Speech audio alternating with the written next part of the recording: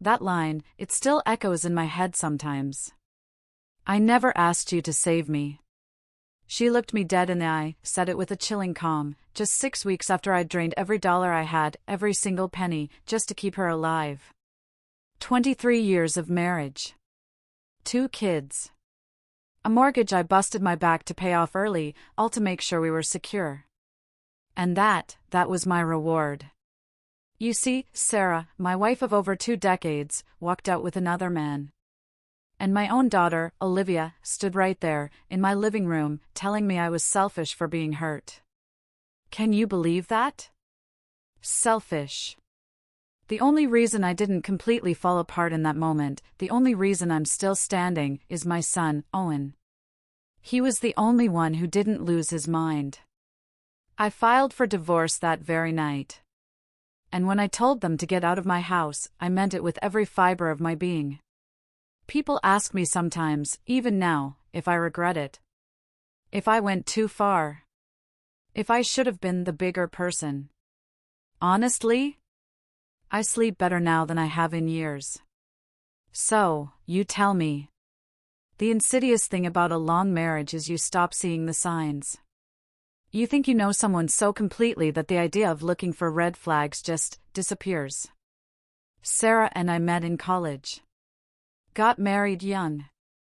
Had Olivia almost immediately, then Owen 2 years later. She worked as a nurse for about 5 years, then decided staying home made more sense. I never questioned it. I was making good money in sales, the kids needed someone there. I handled everything, the mortgage, car payments, college funds. She handled the house and the kids' schedules. It seemed to work. Or at least, I thought it did.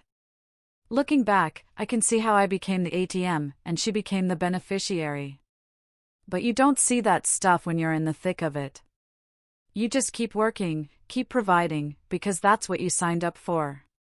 Have you ever felt like you were doing everything right, pouring your heart and soul into something, only to realize you were just being played? The accident happened on a completely unremarkable morning in early spring. Sarah said she was going to her yoga class, something she'd been doing twice a week for about 6 months. I was already at the office when the call came in. It was the hospital. The officer on the phone said Sarah's car had gone off the road, hit a concrete barrier. I needed to come immediately. I don't even remember the drive there. Olivia drove in from her university, a 3-hour trip. Owen left high school early. We sat in that waiting room for what felt like an eternity. When the surgeon finally came out, he said she'd make it, but the injuries were severe. Multiple surgeries, weeks in intensive care, months of rehab ahead of us.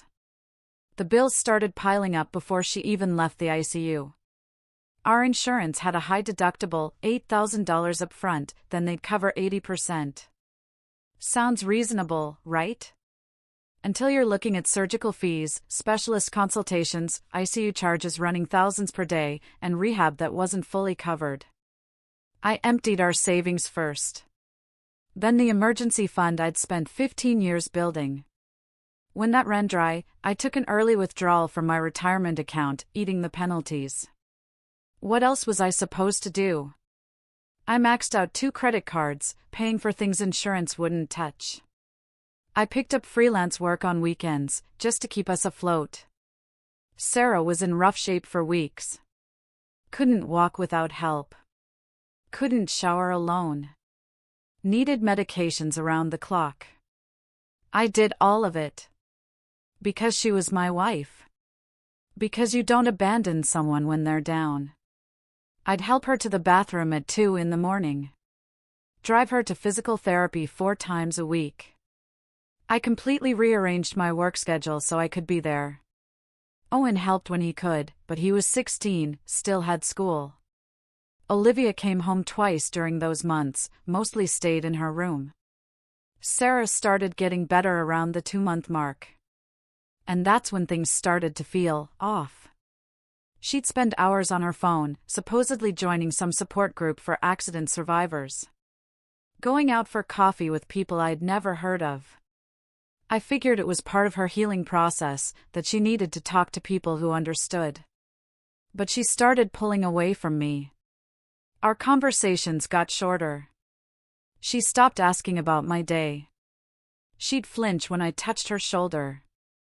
I told myself it was trauma, that she was processing something heavy.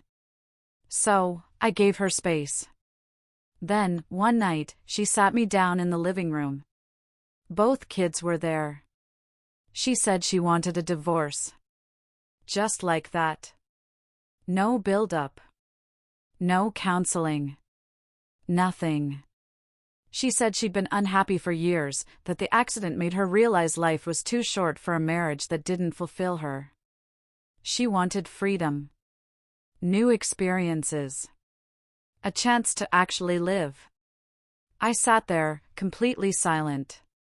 My brain just couldn't process what I was hearing. Owen looked horrified. But Olivia, my own daughter, turned to me and said, "Dad, don't make this about you. Mom deserves to be happy." I asked Sarah if there was someone else. She got defensive, said it wasn't about another person. It was about her finding herself. The whole thing felt rehearsed, like she'd practiced this speech. I didn't sleep that night. I kept running the numbers in my head. Everything I'd spent. Everything I'd sacrificed. And this was the thanks I got. The next morning, I told Sarah and Olivia they had 1 hour to pack their things and leave. Sarah acted shocked. Said I was being cruel. Said she never expected this kind of reaction. I told her I'd given her everything, including my financial future, and if she wanted freedom, she could have it, but not under my roof.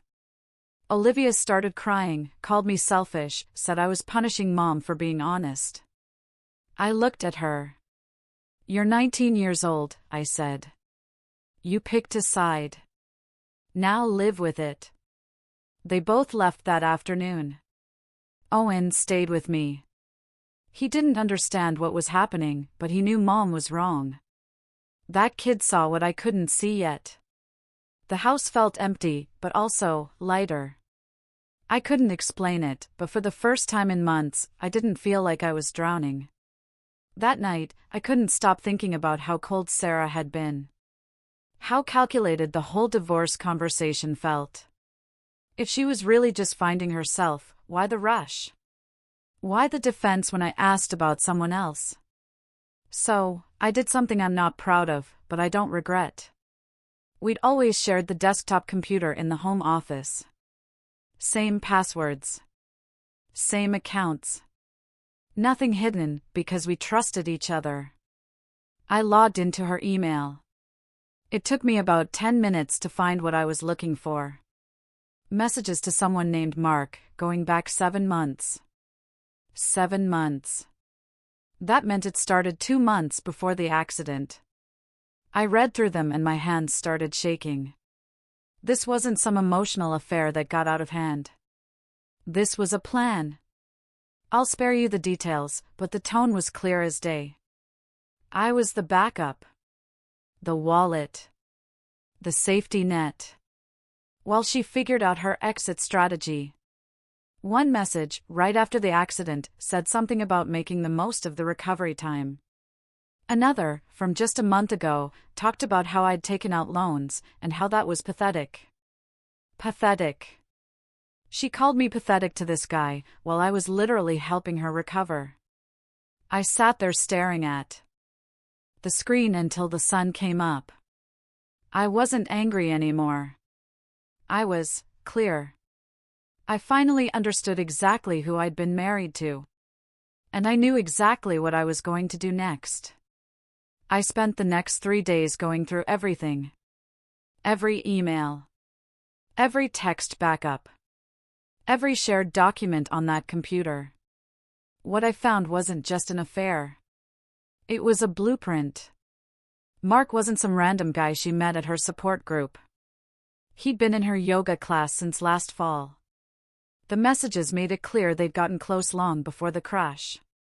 The earliest message I found was from 7 months back, just casual flirting. But by month 5, they were talking about futures and fresh starts and how Sarah deserved better than her boring, stable life. There was one message from Mark, sent 3 days after her accident, that said, "Take your time healing. I'm not going anywhere." And her response? "I know this changes nothing with us." That hit me harder than anything. Because I was sleeping in a chair next to her hospital bed that same week. But the worst part wasn't the romance. It was the cold calculation. How they talked about me. She told him I'd pulled money from retirement. He replied asking if that meant I was desperate. She said, "It works for now." Another message, from a month ago, had her complaining about physical therapy, and Mark asked if I was still playing nurse. And Sarah wrote back that I thought I was a hero, and it was honestly pathetic how much I needed to be needed. I had to walk away from the computer. I felt sick. Not heartbroken sick. Just disgusted sick. Then I found the money. Sarah had a separate checking account I'd completely forgotten about. Something she'd opened years ago for a side gig that never materialized. I only knew the login because we used the same password for everything. I logged in, expecting maybe a few hundred. The balance showed $32,000. 32,000. I sat there, staring at that number, trying to figure out where it came from. Then I checked the transaction history. Deposits going back 3 years. Small amounts at first, then bigger chunks. Some of it was inheritance from her parents, who'd passed a few years back. Some was birthday money. Some I couldn't track.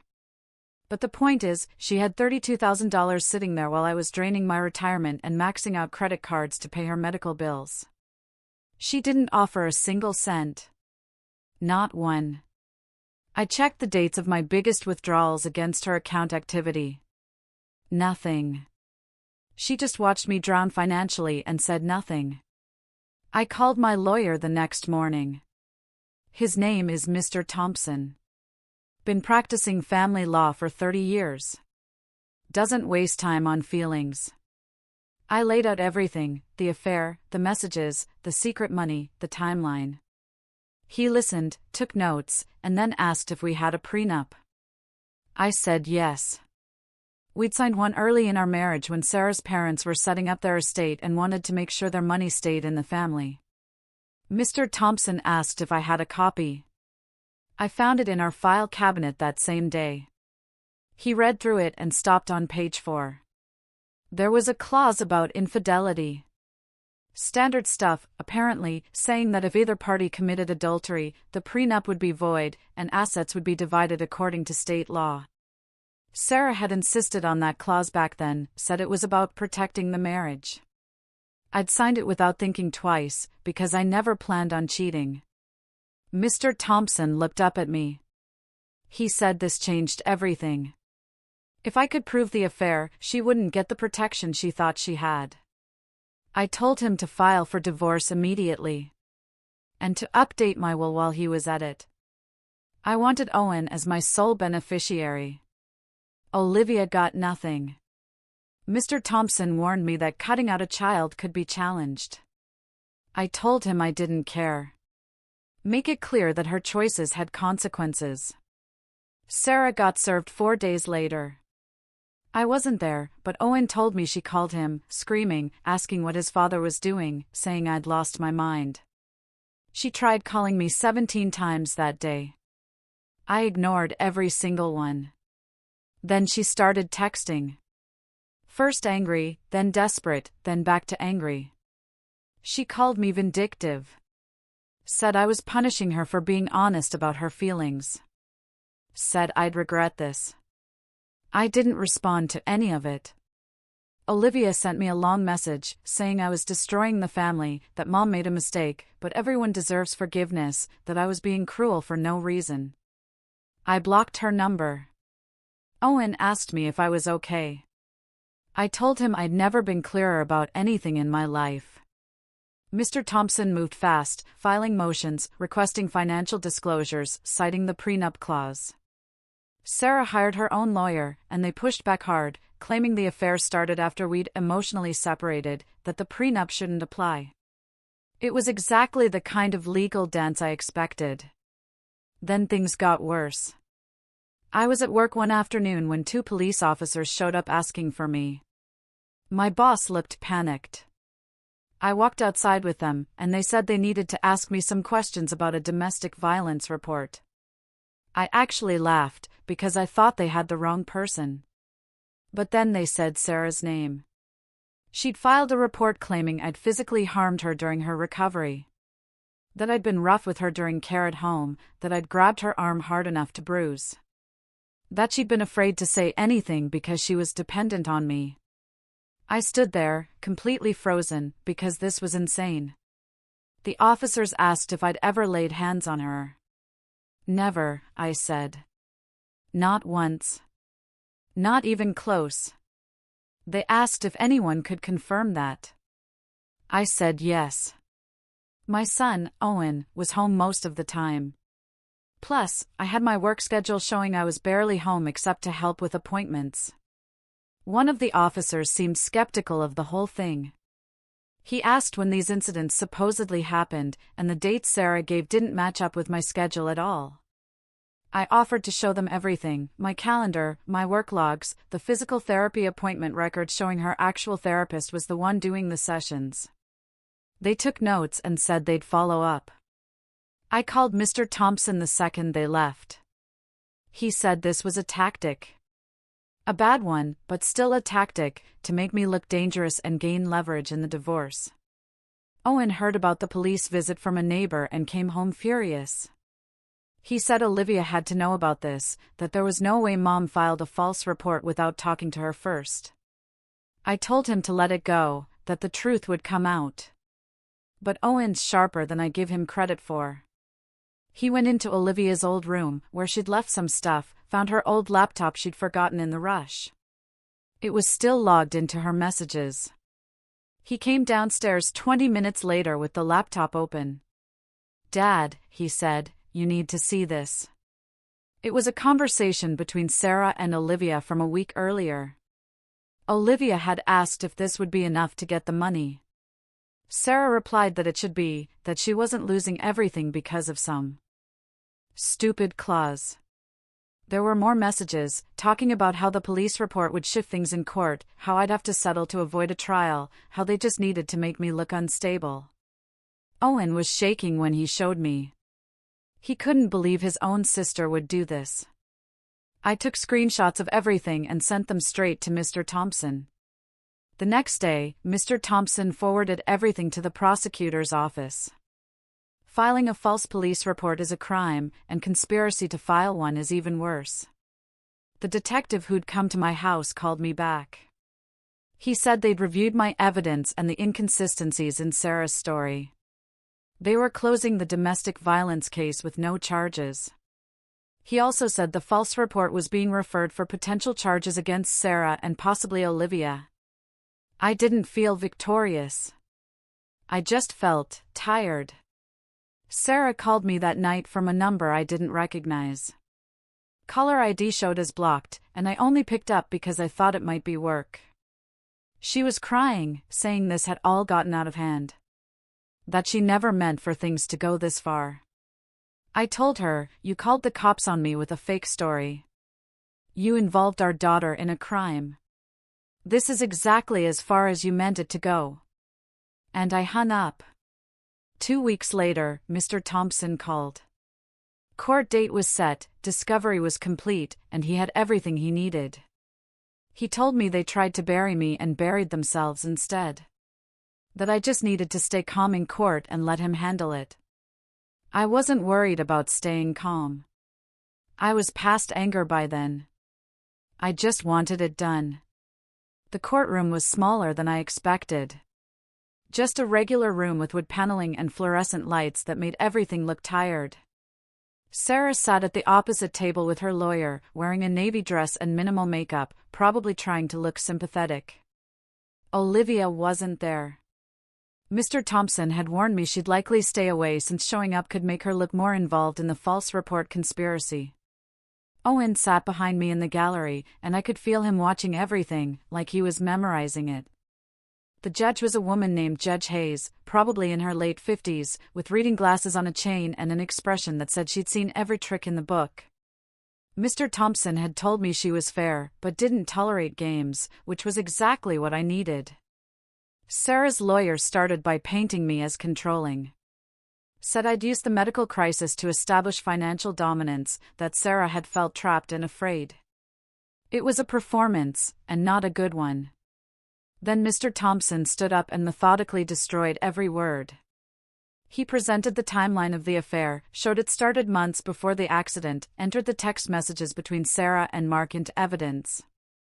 He showed the judge the secret bank account with $32,000, pointed out that Sarah had watched me drain my retirement without contributing a cent.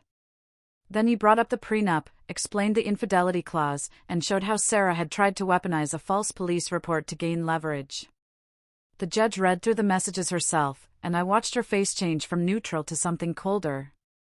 Judge Hayes asked Sarah's lawyer if he had any explanation for the affair timeline or the hidden money. He stammered something about emotional separation and financial independence, but it sounded weak, even to me. Then the judge asked Sarah directly if she'd filed the police report. Sarah said yes, but that she'd felt genuinely scared at the time, that her memory of the recovery period was confused. Judge Hayes looked at her for a long moment and said, "Confused memory doesn't explain text messages planning the report with your daughter." Sarah went pale. Her lawyer tried to object, but the judge cut him off. She said this wasn't just a marriage dispute. It was a pattern of calculated deception, and she wouldn't reward that behavior. The ruling came faster than I expected. The divorce was granted. The prenup was voided due to proven adultery, and assets would be split according to state law, which meant dividing everything, including Sarah's hidden account. Owen would remain with me. Sarah would get standard visitation if he wanted it. And because she drained marital goodwill through her actions, she'd have to reimburse me for a portion of the medical expenses I'd covered. It wasn't full repayment, but it was something. Judge Hayes finished by noting that the criminal case for the false report was separate and still pending. Sarah started crying. Her lawyer put his hand on her shoulder, but I felt nothing watching it. No satisfaction. No anger. Just a sense of something finally being over. I left the courthouse with Owen, and we sat in my car for a few minutes not saying anything. He asked if I felt better. I told him I felt clear, which was different, but good enough. Mr. Thompson called that evening and said the divorce would be finalized in 30 days, that I should prepare for Sarah to make one more attempt at reconciliation, because people always did. I told him I was prepared for anything. But what happened next, I didn't see coming. I couldn't stop thinking about Mark, this guy who'd helped blow up my life. I wanted to know who he really was. So, I did some digging. Social media. Public records. The usual stuff you can find if you know where to look. Turns out Mark had lied to Sarah about being separated. He was still very much married to a woman named Jessica. Had been for 12 years, and they had 2 kids. The separation he'd mentioned to Sarah was apparently fictional. I found Jessica's contact information through a mutual connections profile, and I spent 2 days debating whether to reach out. Finally, I wrote her a letter. Kept it factual. Explained who I was and what I'd discovered, and included copies of the messages between Mark and Sarah. I told her I wasn't looking for revenge. I just thought she deserved to know the truth, the same way I deserved to know it. I mailed it and tried not to think about it. For weeks later, I got a call from a number I didn't recognize. It was Jessica. She thanked me for the letter, said she'd had suspicions, but no proof, and that she'd already filed for divorce. She said Mark had tried to deny everything, but the messages were undeniable, and her lawyer was taking him apart financially. She mentioned he'd been using joint credit cards for hotels and gifts, money that should have gone to their kids, and the judge in their case wasn't being kind about it. I told her I was sorry she was going through this, and she said, "Don't be. You gave me the truth." That's more than he ever did. We talked for a few more minutes and then hung up. 2 months after that, I heard through Owen, who'd heard from a friend, that Mark had lost his job and was living in a cheap apartment because Jessica's divorce had cleaned him out. Sarah had apparently tried to keep the relationship going, but it fell apart fast once the money and future disappeared. Turns out Mark was exactly like Sarah, looking for an upgrade, not a partner. The criminal case against Sarah and Olivia took 4 months, but eventually they both took plea deals. Sarah got probation and community service, plus a fine. Olivia got the same, but hers came with a mark on her record. The university she attended found out about the charges and suspended her for a semester, something about conduct violations and integrity standards. Her scholarship was pulled pending review. She called Owen crying about it, and he told her she'd made her choices. 3 months after the divorce was finalized, Sarah showed up at my door. I saw her through the window and almost didn't answer, but I figured I might as well hear whatever she had to say. She looked tired, older somehow. She asked if we could talk. I stepped outside and closed the door behind me.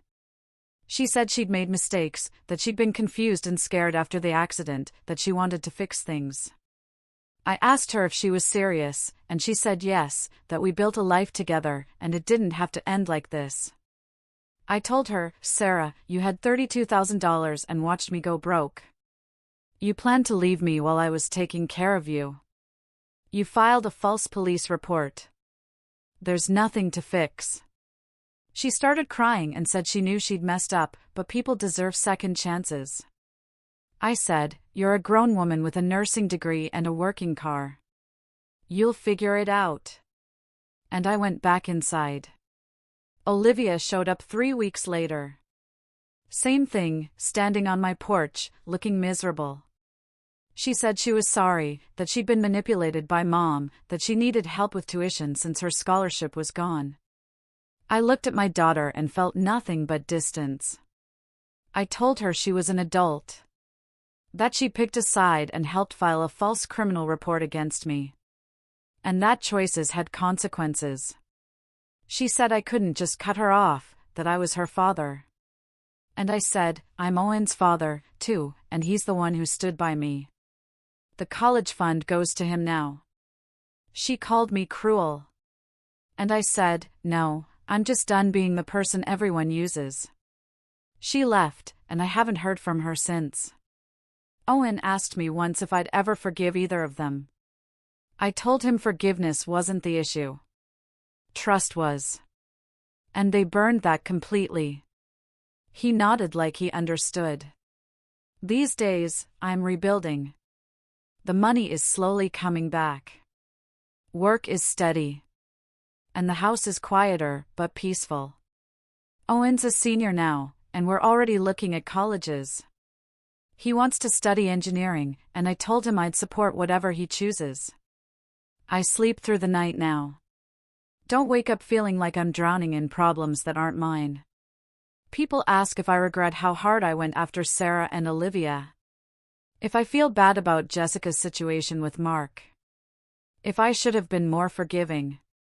I tell them I spent 23 years being the person who carried everything. And the moment I put it down, I finally felt like I could breathe. They wanted freedom. They got it. I got mine, too. What would you have done if you were in my shoes?